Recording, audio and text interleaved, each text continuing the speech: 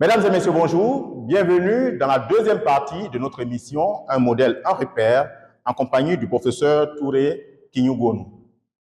Belle transition, professeur. Vous parlez de l'artiste qui doit être un éclaireur. Alors, porteur de lumière que vous êtes, n'est-ce pas? Le monde académique n'est pas certainement le champ exclusif de l'expression de votre excellence, n'est-ce pas? Est-ce que vous pouvez nous parler un peu d'autres champs dans lesquels vous excellez, tels que la politique et le social? Oui, je me suis essayé en politique. Ah bon? Oui, j'ai même été adjoint au maire Oui. en 1995, Ouais.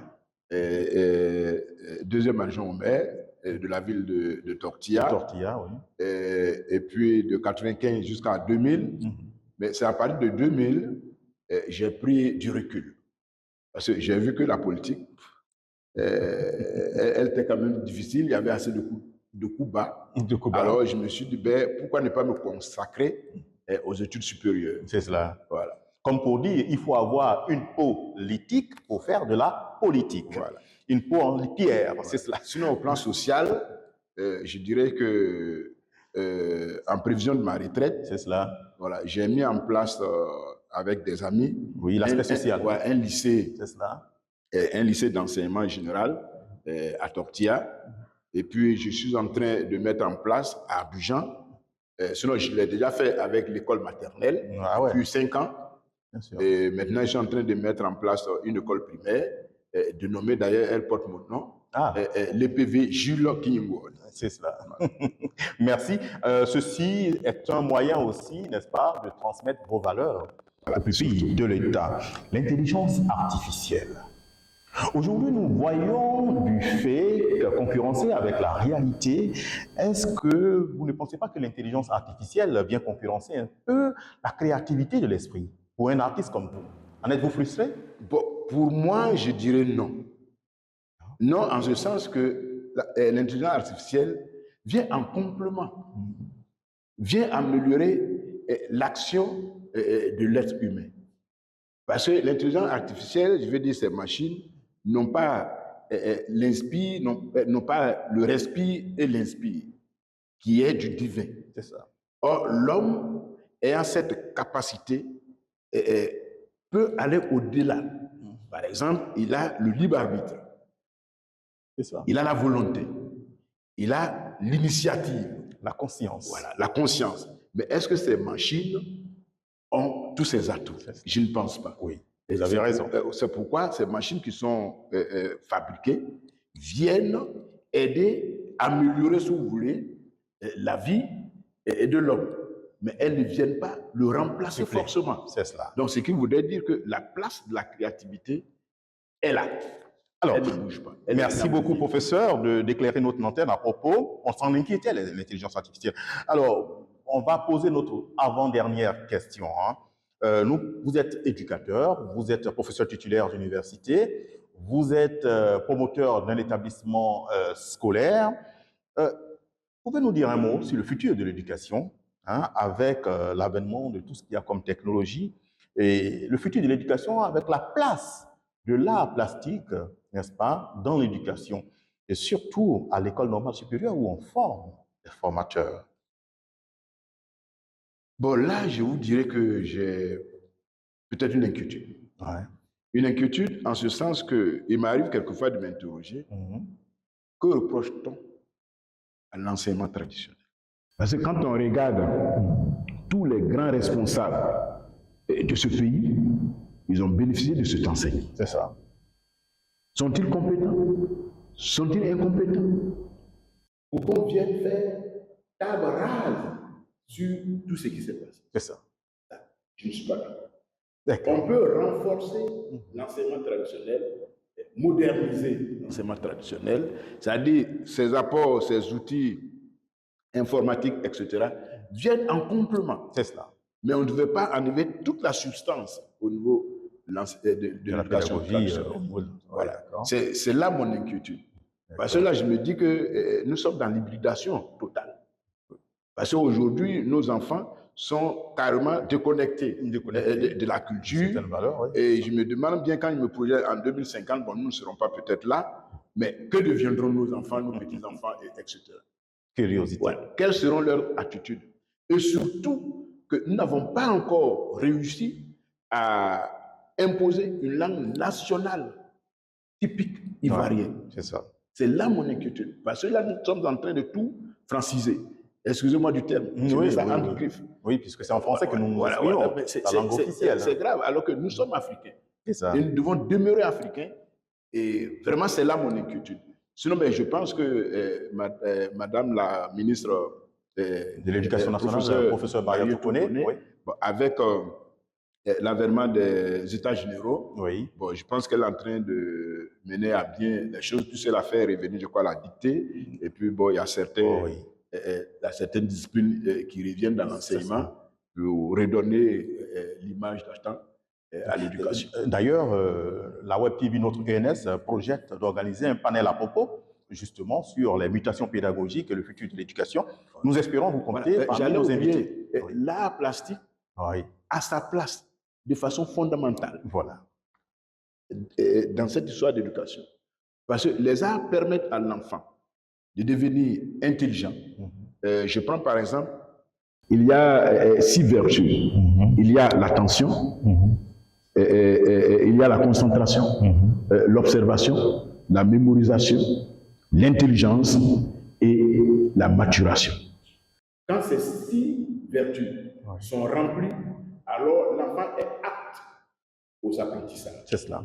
Et les arts concourent à renforcer ces capacités-là à l'enfant quand l'apprentissage est bien fait. Merci, professeur. Notre dernière question. Nous avons obtenu ce carton. Il y est mentionné une liste de vertus. Et donc, vous les lisez à haute voix et vous sélectionnez une seule vertu qui pourrait retenir votre attention et donner un message à la jeunesse. Oui, la résilience, serviabilité, détermination, espérance, prise de risques, oser prendre des initiatives, oser entreprendre, indifférence, ne rien voir, ne rien entendre, ne rien dire. Bon, ici, je dirais que... vous m'avez dit de choisir seulement. Voilà, une seule valeur. Une seule valeur. Bon, prise de risque. D'accord. Voilà, prise de risque.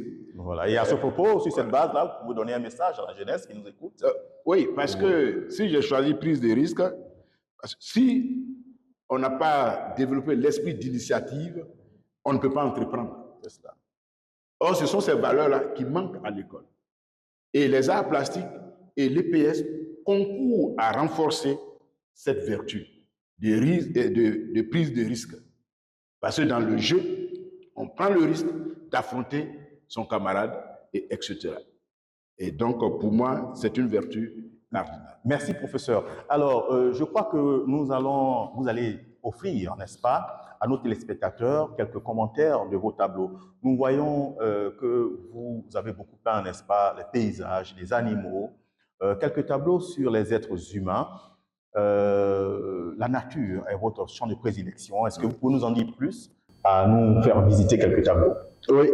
Bon, ici, comme vous le voyez, je prends ce tableau qui relève de la culture Sunfo. C'est le Wombele, le masque Wombele. Et ce masque sort lors des initiations au niveau de la ville de Korogo. Pour vous dire que au niveau du peuple Sunfo, on a réussi à sauvegarder l'essence même de la tradition. C'est cela. Voilà, à travers ces masques. Si vous permettez, professeur, ce masque me rappelle un peu l'emblème de l'université. Si.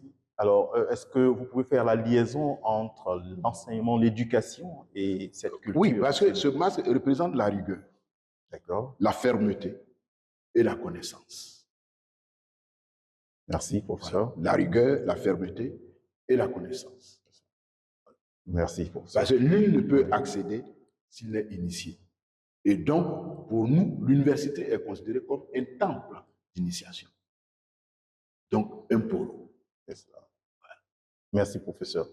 Alors, vous avez certainement un ou deux tableaux à nous présenter. Bon, je pourrais vous présenter ce tableau. Voilà, justement. Qui est fait à mon honneur. si vous remarquez, c'est une autre dimension de l'homme qui est représentée ici. Et comme ils l'ont écrit, l'homme de science, l'homme d'esprit, l'homme d'honneur, un grand frère honorable, un père digne, un maître d'exception, un homme complet, vos actes témoignent de votre grandeur. Je vois que le professeur pratique pas seulement les arts plastiques, mais aussi les arts martiaux. Les arts martiaux. Ouais. Et là, je suis ceinture Attends, je me tiens à l'écart. Hein. non, pas du tout. D'accord, j'ai pas à crainte. craindre. Voilà. Effectivement, je suis ceinture noire. J'ai même un club au niveau d'Abobo. Ah bon? Félicitations. Voyez-vous ces talents-là? Vous en saviez quelque chose, cher public? Je crois pas. Ouais. Voilà, merci beaucoup. Je vois de belles dames tristes. Non, là, c'est une interprétation. C'est les demoiselles d'avion de Picasso. Ah, waouh. Voilà, c'est un étudiant qui a essayé de représenter ce tableau. Ah, les demoiselles d'Avignon. D'Avignon. Oui, d'Avignon. la localité Avignon. De Picasso, oui, la ville. Voilà. Parce que là, Picasso s'est inspiré des marques traditionnelles. C'est cela. Parce que si vous voyez les lignes, en principe, la modernité vient, comment on appelle, des masques traditionnelles. La modernité française. Oui. Parce que Picasso, par exemple, s'est inspiré des masques pour représenter ces demoiselles d'avion qui ne ressemblent pas aux demoiselles à proprement parler. Oui. Alors que l'art moderne occidental représente, c'est-à-dire, quand on fait la représentation, elle est ressemblante.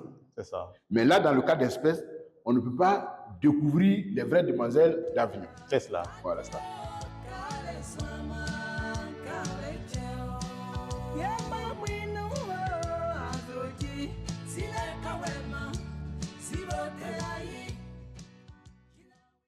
Bien, mesdames et messieurs, nous venons là de découvrir le professeur Touré Kinigonu dans toute son expression académique, sociale, etc. Professeur Touré Kinigoni, nous espérons qu'à travers cette émission, le grand public, particulièrement toute la jeunesse, va s'inspirer de votre modèle comme justement ressource, comme repère.